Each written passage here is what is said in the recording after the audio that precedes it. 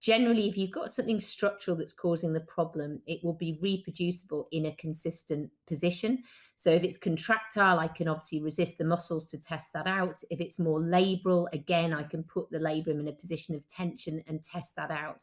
Now, that's great with kind of anterior and posterior labral tears, but superior labral tears, slap lesions, are notoriously difficult to pick up clinically.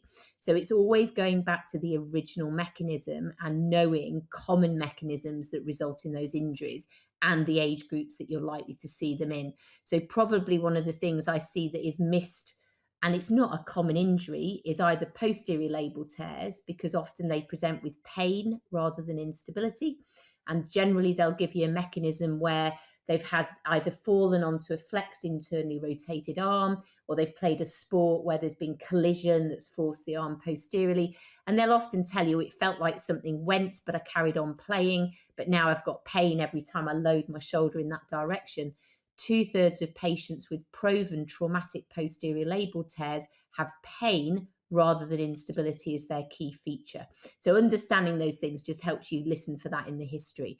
And superior labral tears, again, if they're traumatic and somebody wants to get back to high level sport, that one of the commonest things they'll tell you is they just cannot produce force in that abduction external rotation position or in overload positions because they've lost that stability in the top of the joint. But really, it's about, did they have a mechanism that puts something structural on stretch? And if I do that same thing, does it reproduce their symptoms or their feeling of instability?